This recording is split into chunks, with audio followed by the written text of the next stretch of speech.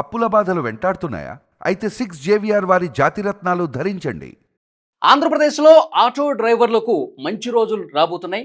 Auto డ్రైవర్లు మొన్నటి వరకు కొంత ఆందోళనలో ఉన్నారు. ఎప్పుడైతే ఆంధ్రప్రదేశ్లో ఫ్రీ బస్ పథకం అమల్లోకి వచ్చిందో ఆగస్టు 15కి స్త్రీ శక్తి పథకాన్ని ప్రారంభించారు. మహిళలందరూ కూడా బస్సులో ఉచితంగా ప్రయాణం చేస్తున్నారు. వాళ్ళకి అలకేట్ చేసిన 5 రకాల బస్సుల్లో ఫ్రీ బస్ అమలవుతా ఉంది. మహిళలందరూ చాలా సంతోషంగా ఉన్నారు. అయితే అప్పటి నుంచి కూడా ఆటో డ్రైవర్లు, క్యాబ్ డ్రైవర్లు ఆందోళనలో ఉన్నారు.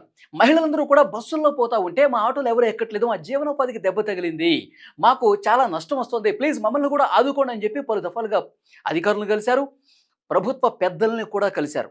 సో వాళ్ళ సమస్యను కూడా పరిగణలోకి తీసుకున్నటువంటి చంద్రబాబు నాయుడు గారు మొన్న అనంతపురంలో సూపర్ 6 సూపర్ హిట్ సభ జరిగినప్పుడు చాలా స్పష్టమైనటువంటి ప్రకటన చేశారు. ఈ 1వ తారీఖు నుంచి అక్టోబర్ 1 నుంచే ఆటో క్యాబ్ డ్రైవర్లకు ప్రతి ఏటా 15,000 రూపాయలు వాహన మిత్ర పథకం ద్వారా 15,000 రూపాయలు ఇస్తామని చెప్పి చాలా స్పష్టంగా ముఖ్యమంత్రి చంద్రబాబు నాయుడు గారే ప్రకటన చేసినటువంటి పరిస్థితి ఉంది. అప్పటి నుంచి ఆటో డ్రైవర్లు, క్యాబ్ డ్రైవర్లు కొంత సంతోషం వ్యక్తం చేస్తున్న పరిస్థితి. మా గోడు కూడా వినిపించుకుంది ఈ ప్రభుత్వం. ఈ కూటమి ప్రభుత్వం అన్ని వర్గాల ప్రజల్ని పరిగణలోకి తీసుకుని వాళ్ళ సమస్యలు పరిష్కారం అయ్యే విధంగా ప్రయత్నం చేస్తూ ఉన్నారు. ధన్యవాదాలు చెప్తా ఉన్నారు. అయితే ఈ వీడియోలో నేను చెప్పదలుచుకుంది ఆటో క్యాబ్ డ్రైవర్లకి అంటే ఎవరు ఈ పథకానికి అర్హులు. రేపు 17వ తారీఖు నుంచి ఆన్లైన్లో దరఖాస్తులు చేసుకోమని కూడా పిలుపు వచ్చింది. 17 నుంచి దరఖాస్తు చేసుకుంటారు, తర్వాత స్క్రూటినీ చేస్తారు. గతంలోనే జగన్మోహన్ రెడ్డి గారు అధికారంలో ఉన్నప్పుడు వాహన మిత్ర పథకం అమల్లో ఉంది. సో ఆ లిస్టు మొత్తం కూటమి ప్రభుత్వం దగ్గర ఉంది.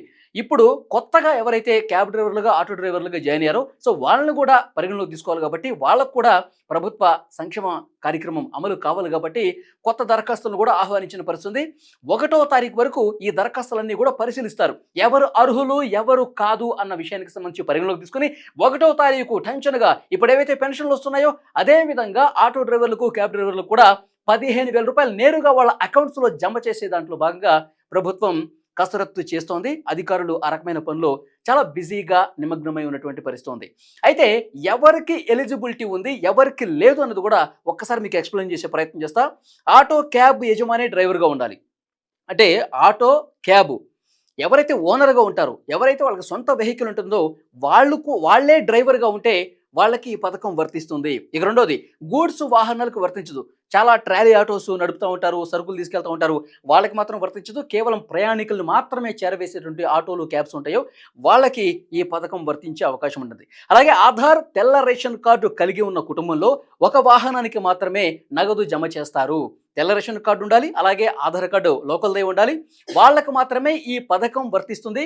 ఆ ఇంట్లో 4-5 వాహనాలు ఉన్నాయనుకోండి, ఆ 4ంటికి రాదు. ఒక కుటుంబానికి ఒక వెహికల్కి మాత్రమే ఈ వాహన మిత్ర పథకం కింద 15,000 రూపాయలు అందుతాయి.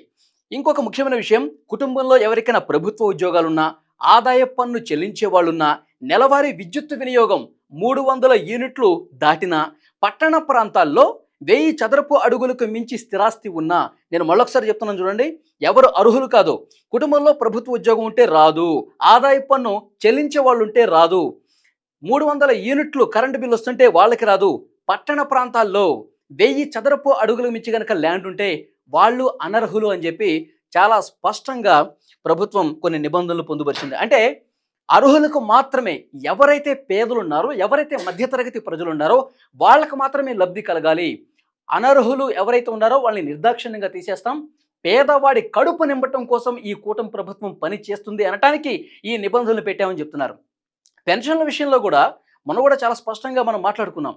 పెన్షన్లు అర్హత లేని వాళ్ళు కూడా చాలామంది తీసుకుని ఉన్నారు. కొంతమంది వైసీపీ కార్యకర్తలు సోషల్ మీడియాలో ఒక ట్రోల్ అయింది. 2 చేతులు ఉన్నాయి అతనికి, వెనకాల పెట్టుకుని నాకు 2 చేతులు లేవు, జగన్మోహన్ రెడ్డి నాకు పెన్షన్ ఇచ్చాడు, ఇప్పుడు పెన్షన్ తీసేశారని చెప్పి ఒక ఫేక్ వీడియో క్రియేట్ చేశారు కదా. సో ఇలాంటి అనర్హులు చాలామంది ఉన్నారు. సో ఇలాంటి వాళ్ళని అరికట్టడం కోసం చాలా నిష్పక్షపాతంగా, పారదర్శకంగా పరిశీలన చేస్తున్నారు, స్క్రూటినీ చేస్తున్నారు.